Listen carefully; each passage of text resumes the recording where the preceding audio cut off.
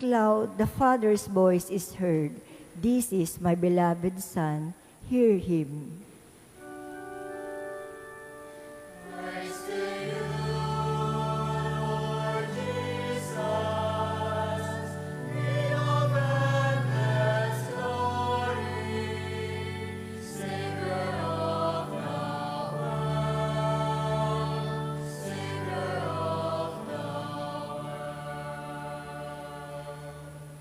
The Lord be with you. And with your spirit. A reading from the Holy Gospel according to Luke. Glory to you, O Lord. Jesus took Peter, John, and James and went up the mountain to pray. While he was praying, his face changed in appearance, and his clothing became dazzling white. And behold, two men were conversing with him, Moses and Elijah, who appeared in glory and spoke of his exodus, that he was going to accomplish in Jerusalem. Peter and his companions had been overcome by sleep, but becoming fully awake, they saw his glory and the two men standing with him. As they were about to part from him, Peter said to Jesus, Master, it is good that we are here.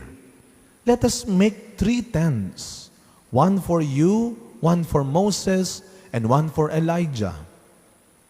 But he did not know what he was saying.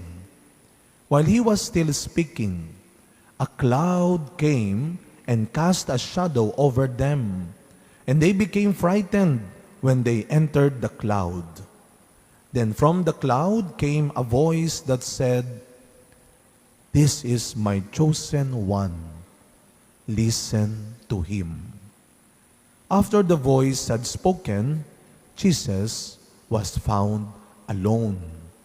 They fell silent and did not at that time tell anyone what they had seen.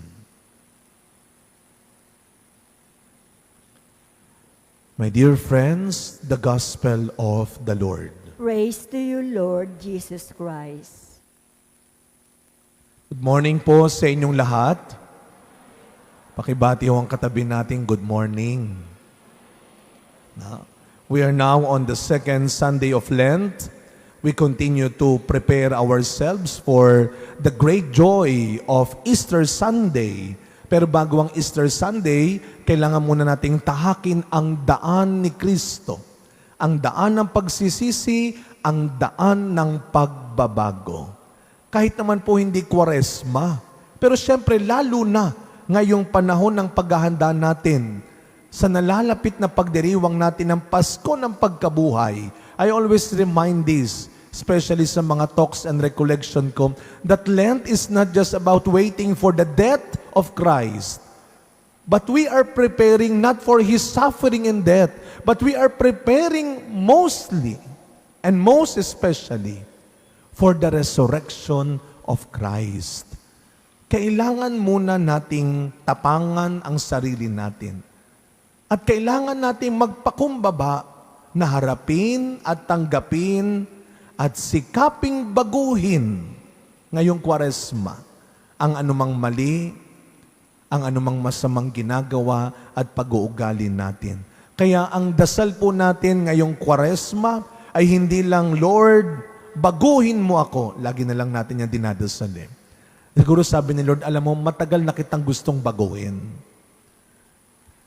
Ito ang dasal din natin, Lord, tulungan mo na akong tanggapin ang anumang dapat mo nang baguhin sa akin. Gusto ka nang baguhin ng Diyos. Kagaya ng ibang tao rin. Pero ayaw mo lang. Kaya ang tanong natin ngayong Kwaresma, handa ka na bang mabago? Handa ka na bang magbago ang buhay mo?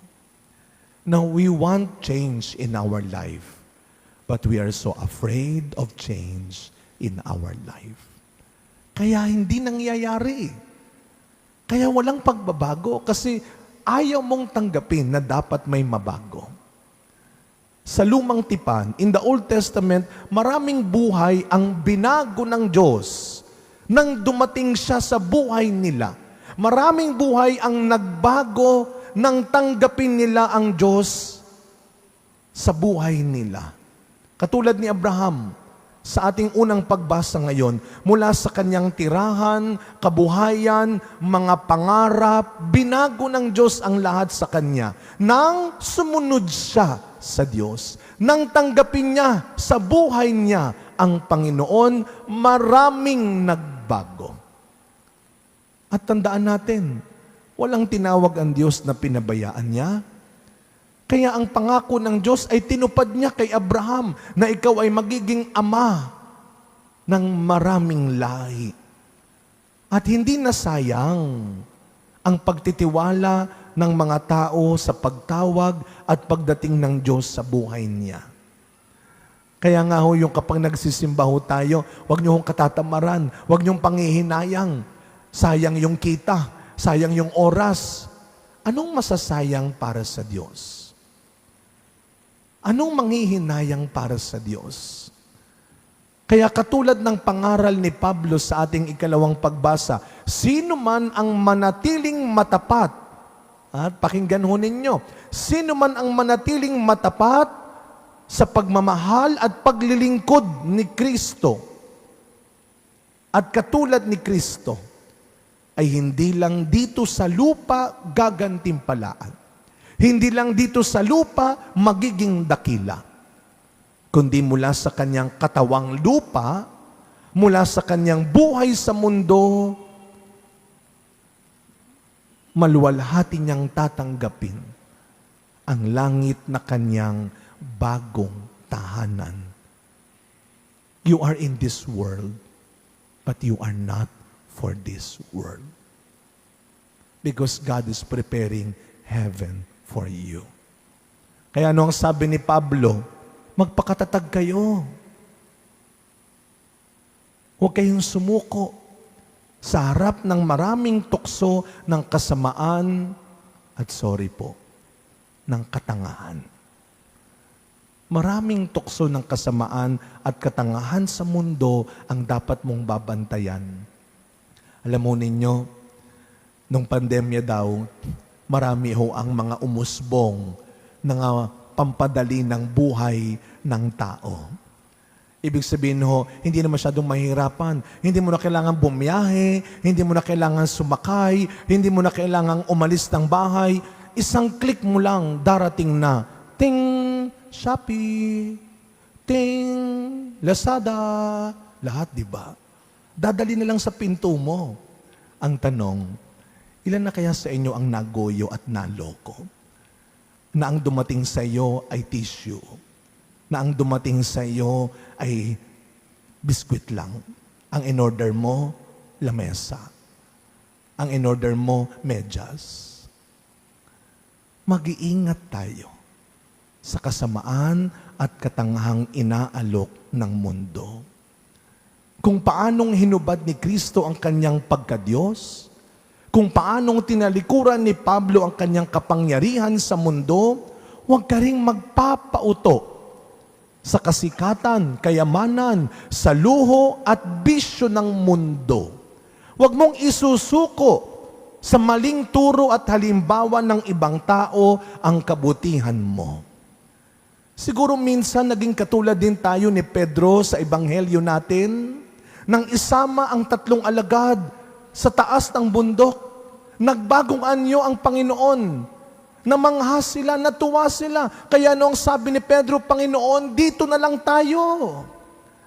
Nakalimutan ni Pedro ang tunay na dahilan, ang tunay na daan ng kalwalhatian ay hindi lamang sa mga makikinang at magagandang bagay.